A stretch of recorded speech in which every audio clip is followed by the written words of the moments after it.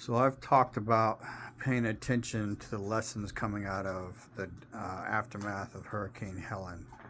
So let's put some things in perspective. That storm wiped out bridges, it wiped out electricity, it made the water undrinkable, even from some wells. Uh, so when you lose electricity, most of the time you lose water. If they were rural, they may or may not have septic tanks. If they have septic tanks, as long as they could find water, they could use the bathroom on a toilet. Otherwise, they're going in the woods. So many of those people have probably gone in the woods, but probably not how they prefer to do it.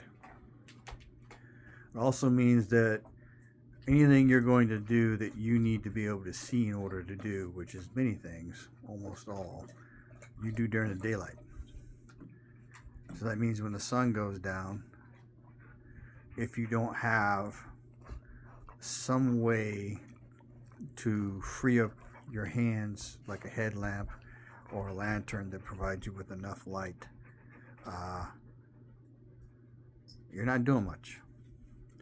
It also means cooking becomes a problem, especially if you use electric stoves.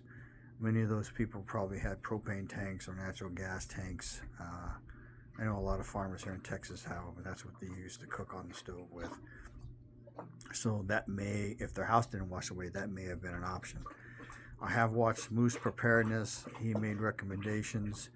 He said good boots. He said work gloves out the wazoo.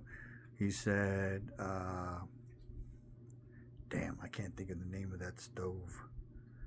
There's a little tripod thing you screw on top of a metal canister that has fuel in it. Jet boil version or some type of that is a thing that you want. Propane cooking is the thing that you want. Camp stoves is the thing that you want. Charcoal, wood burning stoves, cast iron cookware. Oh, by the way, if you don't have any drinking water, you're going to need to do dishes at some point. So water filtration is an issue. Security is an issue, as in you need things to protect yourself with. All right. Without electricity, I mentioned lights go out when the sun goes down. So I showed a Go Zero camp lantern that was an REI 2 weekends ago, $39.95. You can get it on Amazon for a little more with shipping. It will come probably 2/3 to 3/4 charged. It will only take a couple hours, 3 hours to charge it.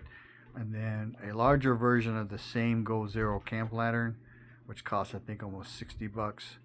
And both of them have a 180-degree radius or a 360-degree radius with a variable intensity rating. Of course, the higher intensity you use, the quicker the battery will go dead. The larger version, I haven't showed you in a couple years. I normally keep in the van. It's currently in the Faraday cage bag. Lasted 2 to 3 to 4 hours a night, 5 nights going up to 5 days. So 4 nights going up to Washington State. Before I came back, I made sure it was charged. It lasted the whole trip. So realize when everything becomes hard is you don't have, some of those people don't have houses, but you know, if you have a house, but you don't have no electricity, you don't have no water, you got to haul water. You got to pick shit from your garden if you have a garden. You got to find protein. You got to figure out how to cook it. So you need to be paying attention to all the small details, that all the different things are being talked about. Moose Preparedness talked about stuff. You know, you need chainsaws to cut trees that are falling across the road. And you need to know what you're doing or the damn tree will fall on you, so you need to be careful.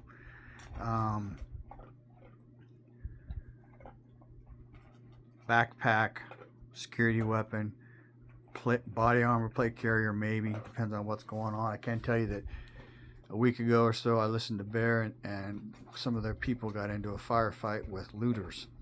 So, plate carrier might not be a bad thing, but on a long list of things to get, I would not make that my priority. But if you're getting a shooting match, it'd be really important. Headlamp, preferably rechargeable. I got to buy some new ones myself because the ones I have quit on me. I think it's called Go Volt. I also have those lights on my guns, the red lights. So they come with, I think, 1750 lithium ion rechargeable batteries. They last for years, even if you're not charging them. So that's a good thing. All right. Some kind of power generation, gasoline and propane at minimum, dual fuel, tri-fuel if you can afford it, which is simply a change in a brass fitting for the natural gas.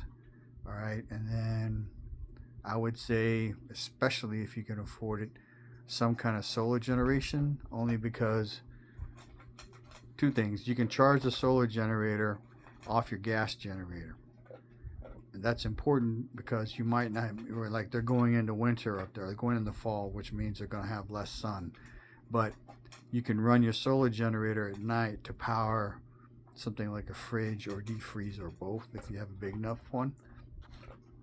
But you want that silence at night because looting has been going on for the last week and a half, as near as I can tell, and it's only going to get worse as more and more people become desperate. So you need to understand this. Desperate people will do fucked up and crazy things, and they won't feel bad about it. All right? So pay attention. Look at the videos about Hurricane Helene and back east and what people are going through, because there's a chance if you live somewhere where there's a tornado, or like Texas gets tornadoes and hurricanes, apparently we get earthquakes too now. So that's the thing.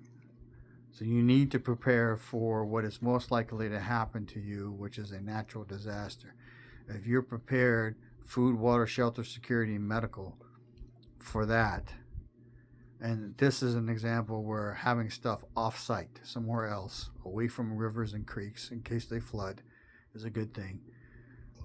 Get position A done first, and then work on position B, as in get wherever you're at prepped up, and then move some of your preps away, so that if something happens to your house, then you still have stuff. All right. Sturdy clothing, you might want to keep some coats and hats and shit and gloves away from your house, and maybe a storage area, away, preferably higher elevation, but not too far away. All right.